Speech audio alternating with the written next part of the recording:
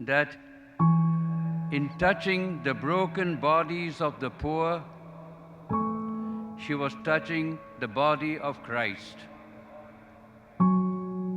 It was to Jesus himself,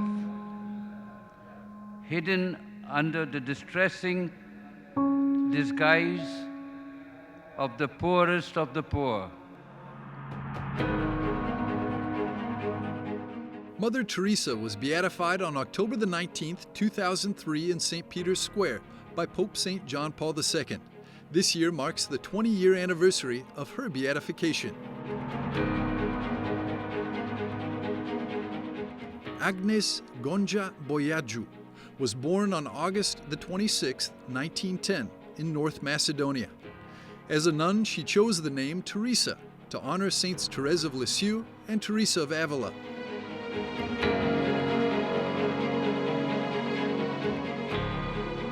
She joined the Sisters of Loreto at the age of 17 and began teaching in the congregation schools in Calcutta. She taught in those schools for more than 2 decades. During that time, she received God's call to serve in a different way. In 1950, she founded the Missionaries of Charity. The religious congregation focused on serving the poor, the dying, and the unwanted in society.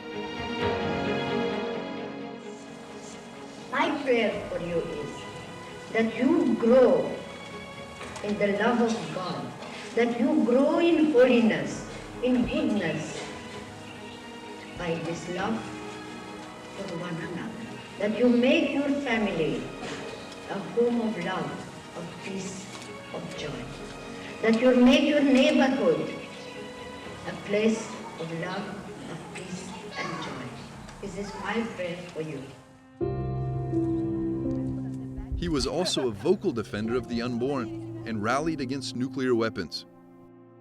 The presence of nuclear in the world has created fear and distrust among nations, as it is one more weapon to destroy human life, God's beautiful presence in the world. Just as abortion is used to kill the unborn child, this new weapon will become a means to eliminate the poor of the world. For her work, Mother Teresa was awarded the Nobel Peace Prize in 1979 and the Presidential Medal of Freedom in 1985. Mother Teresa was also a dear friend of Pope St. John Paul II. She died on September the 5th, 1997, at the age of 87.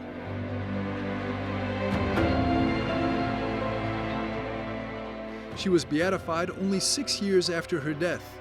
Fewer than 20 years later, on September the 4th, 2016, she was canonized by Pope Francis and declared a saint. Penso che forse avremo un po' di difficoltà.